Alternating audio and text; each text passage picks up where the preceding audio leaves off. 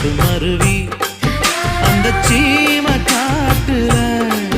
சின்ன தேனு கூட்டுல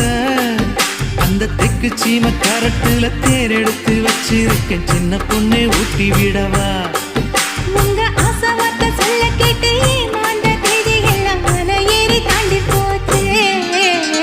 தொட்டா சிணுங்கி போல தொட்டா சிணுங்குறாளே சிட்டான சிட்டுக்குருவி